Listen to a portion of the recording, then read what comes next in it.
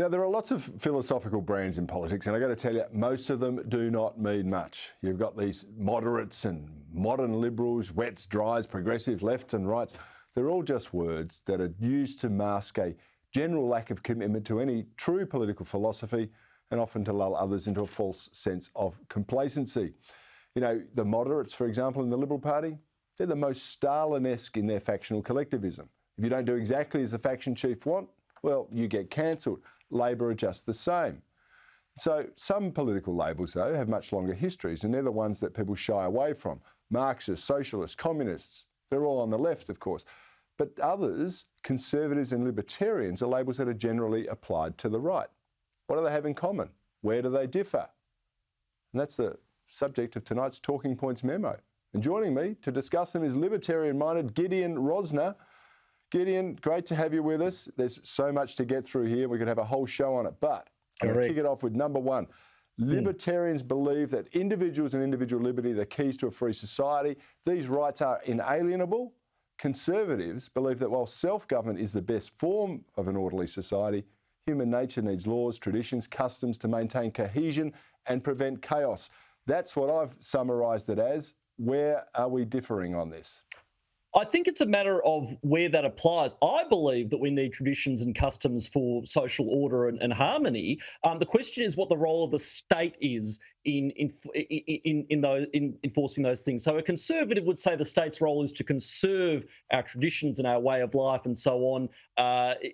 The state should do it. A libertarian would say, no, the state's job is to promote liberty, to promote our basic freedoms, to allow a peaceful country in which families and individuals and communities can self-organise and spontaneously live according to norms that are part of human nature and that would dominate anyway, and reducing the size of government so society can step in. Okay, that's a nice segue. I mean, it's Burke's Little Platoons is what I would describe what you just said there. Libertarians, this is point number two, libertarians can generally be described as advocates for less government, which you pointed out, and more freedom. Conservatives, on the other hand, are really not so easy to sum up. I mean, I can say there's social, paleo, traditionalist, economic, conservatives, fiscal, nationalists. They're just some of the subsets, often with different goals and means of achieving them. So I'm saying that it's a philosophical disposition, conservatism, that can embrace many different views. Is that something that happens within the libertarian movement too? That's right, and you hear a lot of people referring to themselves as conservatarian.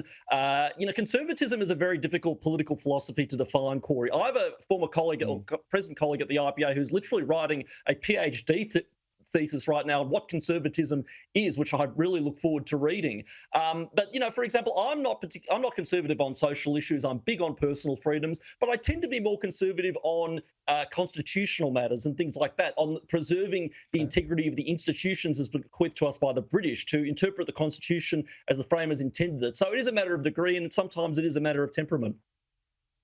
I forgot to add the constitutional conservative into those subsets, but well picked up. Yeah. All right, number three, and this is where we're going to buttonhole a few issues. Many conservatives and libertarians share the aims of lower taxes, small government, individual responsibility, but clearly have differences on other issues, including immigration, life and culture. What's the libertarian position on immigration? Well, it tends to be open borders. I must admit that's one area in which I deviate from mainstream libertarian philosophy for. I don't think that's feasible or possible or even desirable. I also think you can make good libertarian arguments, and I do, against things like late-term abortion and state-sanctioned euthanasia. But broadly speaking, the fault line tends to be social issues. So let's take, for example, gay marriage, where a progressive would say the state should affirm gay marriage because that's progress, and a conservative may say, no, not all, but most tend to say, no, the state's role is to conserve traditional marriage, which has served society well for thousands of years. A libertarian would say, what business is of the states in marriage at all? People should be able to marry whoever they like, and it should be up to the churches and individuals and contract law, and you should get the government out of marriage altogether. So that's a simple example of the breakdown.